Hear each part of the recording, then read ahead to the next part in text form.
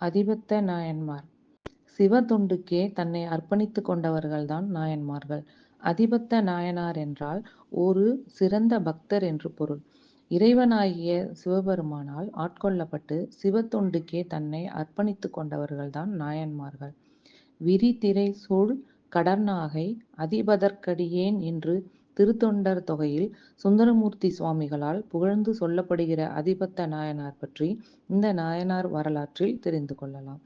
சோழ நாட்டில் நாகப்பட்டினம் கடற்கரைக்கு அருகில் திருநுழைப்பாடி என்ற இடத்தில் மீன்பிடித்து வியாபாரம் செய்யக்கூடிய மீனவ சமுதாயமான பரதவ இன மக்கள் வாழ்ந்து வந்தனர். அந்த திருநுழைப்பாடி தான் இப்போ நம்பியார் நகர்னு சொல்றாங்க. அதிபத்த நாயனார் என்றால் ஒரு சிறந்த பக்தர் என்று பொருள். தன்னுடைய சிறு வயதிலிருந்தே சிறந்த சிவபக்தராக இருந்து வந்தார். ஒவ்வொரு நாளும் கடலுக்கு மீன் பிடிக்க போகும்போதும் தன்னுடைய வலையில் சிக்கக்கூடிய முதல் மீனை எடுத்து இந்த மீன் இறைவனாகிய சிவபெருமானுக்கு உரியது என்று சொல்லி கடலில் விடுவதை வழக்கமாக கொண்டிருந்தார். அதிபத்த நாயனாரில் உயர்ந்த பக்தியை உலகிற்கு உணர்த்த சிவபெருமான் தன்னுடைய திருவிளையாடலை அதிபத்த நாயனாரிடம் நடத்த ஆரம்பித்தார். அதிபத்த நாயனார் தினமும் கடலுக்கு மீன் பிடிக்க செல்லும்போது மீன்கள் சிக்குவது குறைந்து கொண்டே வந்தது. இதனால் அதிபத்த நாயனாரின் குடும்பத்தில் வறுமை ஏற்படத் தொடங்கியது. ஆனாலும் அதிபத்த நாயனார் தன்னுடைய வலைகளில் சிக்கும் முதல் மீனை சிவபெருமானுக்கு அளிப்பதை நிறுத்தவே இல்லை. இப்படியே நாட்கள் நகர்ந்தது. அடுத்து வரக்கூடிய நாட்களில் அதிபத்த நாயனாரின் வலையில் ஒரே ஒரு மீன் மட்டும் சிக்குமாறு விளையாடினார் சிவபெருமான்.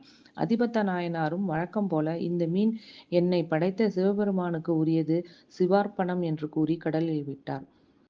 காலப்போக்கில் அதிபத்த நாயனாரின் குடும்பமே கடுமையான வறுமையில் வாடியது. அதிபத்த நாயனாரின் உடலும் நாளுக்கு நாள் தளர்ந்து கொண்டே வந்தது.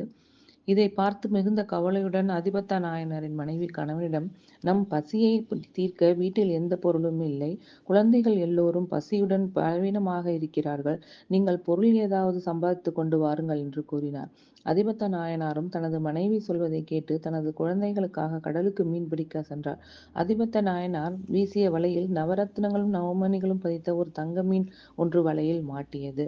இது ஒவ்வொரு இணையதளத்திலும் வெவ்வேறு மாதிரி சொல்லியிருக்காங்க. தங்க மீன் மாட்டியதுன்னு சொல்லியிருக்காங்க, வெள்ளி மீன் வந்தது என்று சொல்லியிருக்காங்க, ஒரு விலை மதிப்பற்ற